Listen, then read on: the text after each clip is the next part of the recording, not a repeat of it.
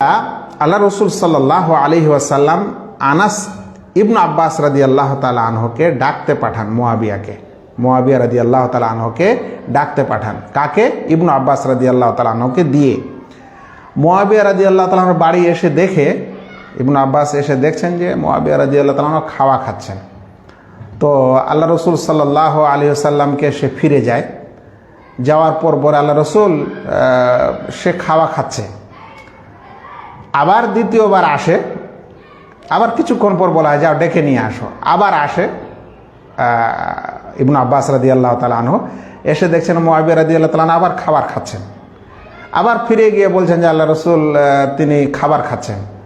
তো আল্লাহ রসুল বলছেন, যেহেতু শালা হয় এই কারণে হতে পারে বা আর কিছু হতে পারে, আল্লাহ রসুল বলছেন লা আশবা আল্লাহ বাতনা, আল্লাহ যেন তার পেটকে না ভরায়, আল্লাহ যেন তাকে পেট ভরে তৃপ্তি না দেয়।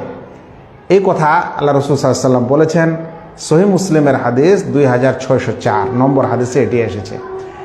এখন বিশেষ করে শিয়া মেজাজের মানুষেরা যারা সাহাবাদেরকে ভালোবাসে না এবং বিশেষ করে মুয়াবিয়া রাদিয়াল্লাহু তাআলা আনহুকে ভালোবাসে না, কারণ হলো মুয়াবিয়া রাদিয়াল্লাহু তাআলা আনহু কারণ হলো যে মুয়াবিয়া এবং আলী রাদিয়াল্লাহু তাআলা আনহুর মাঝে একটা লড়াই হতে হতে বেঁচে যায়।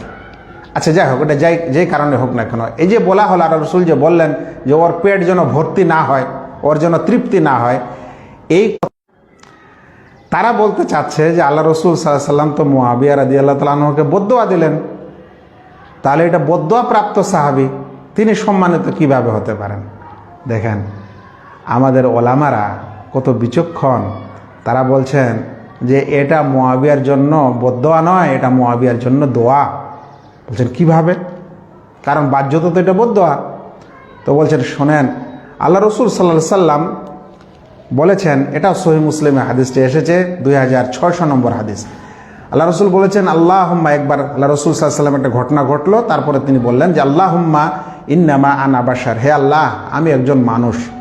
ফাআইয়ুল মুসলিমিনা লাআনতুহু আও সাবাবতুহু, হে আল্লাহ আমি যদি কোনো মুসলমানকে অভিশাপ দিয়ে থাকি, কোনো মুসলিমকে গালি দিয়ে থাকি, আল্লাহর কাছে আমাদের প্রিয় নবী দয়ার নবী দোয়া করছেন যে আল্লাহ আমি যদি কাউকে গালি দিয়ে থাকি, আমি যদি কারো উপর অভিশাপ দিয়ে থাকি, ফাজআলহু লাহু যাকাতান ওয়া আজরা, হে আল্লাহ তাহলে এই গালি এবং এই অভিশাপকে তার জন্য আজর সওয়াবের করে দাও এবং লাভের করে দাও। সেই গালিটাকে সেই ব্যক্তির জন্য লাভের এবং সওয়াবের করে দাও। সহিহ মুসলিমের হাদিস। অন্য বর্ণনায় বলছেন যে ফাজআলহা লাহু যাকাতান ওয়া রাহমা, হে আল্লাহ আমার এই গালি বা অভিশাপ যাকেই আমি দুনিয়াতে দিয়েছি তার জন্য সেটা লাভের করে দাও এবং রহমতের করে দাও। তো যদি এই বর্ণনাটি মুয়াবিয়া রাদিয়াল্লাহু তাআলা আনহুর জন্য বদদোয়া হয়, তারপরও সেটা তার জন্য দোয়া, এই কারণে যে আল্লাহ রসুল সাল্লাল্লাহু আলাইহি ওয়াসাল্লাম মৃত্যুর পূর্বে এ কথা বলে গেছেন যে আল্লাহ আমি যদি কাউকে অভিশাপ দিয়ে থাকি বা কাউকে গালি দিয়ে থাকি তাহলে তার জন্য সেটা রহমতের করে দিও, তার জন্য সেটা আজর ও সওয়াবের করে দিও।